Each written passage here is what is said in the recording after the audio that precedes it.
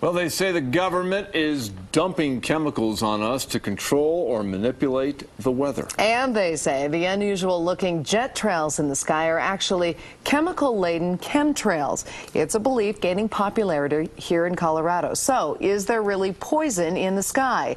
Fox 31's Heidi Hammett investigates. Poison? Who paints the morning sky? Lines in the sky. Brilliant, bright white blues. Strange circles. What chemicals they use, I do not know. Peculiar patterns. And I saw grids and grids, planes flying back and forth. For thousands of people in Colorado, I think they're spraying chemicals. across the country, and around the world. It's scary. It is very scary. It is a mile-high mystery.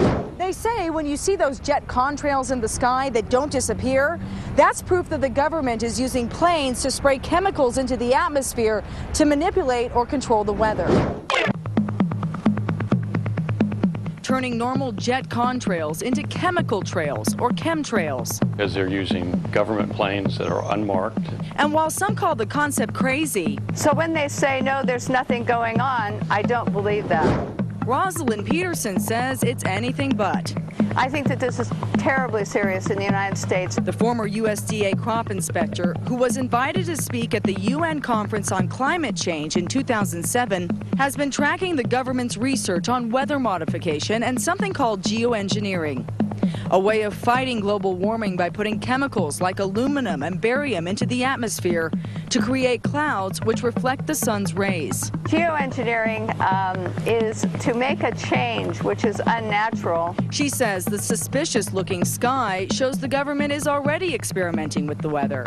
And that's why health department records show a sharp increase in barium and aluminum in California's water supply. Why would we be finding barium and aluminum and other chemicals in our drinking water and have man-made clouds persisting for 20 hours or more? But Joe Golden from NOAA's headquarters in Boulder says the chemicals in the water are likely caused by man-made pollution. I have not been able to find any evidence in the scientific literature or elsewhere that anybody, either our government or any private sector or military agency, has been using or spreading chemicals. He says what we're seeing in the sky are contrails, not some government conspiracy. No matter what you say, people are going to still believe that something is going on. And to that I say, well, ask the FAA. So we did ask the FAA. And those are definitely not chemicals. It's just heat. It's just a heat reaction to the sub-zero temperature air that's around it. Still, Golden admits scientists are experimenting with the weather on a smaller scale. Here in Colorado, cloud seeding to create rain or snow is a common practice. There are things that we believe we can do, but a lot more research needs to be done. That's why Golden says we will soon see more weather modification programs, including geoengineering, in the near future. But he says it's not happening yet. There are 172 bills before the U.S. Senate right now calling for more weather modification programs. And while scientists say it's one way to reduce greenhouse gases, opponents say the consequences could be devastating.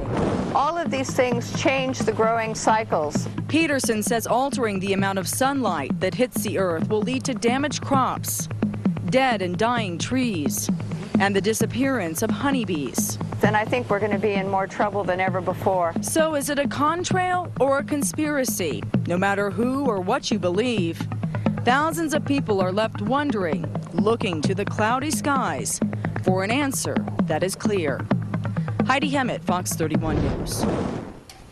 Well, the U.S. military has been known to manipulate the weather in the past. During the Vietnam War, they used cloud seeding to make it rain over supply routes used by the North Vietnamese into South Vietnam.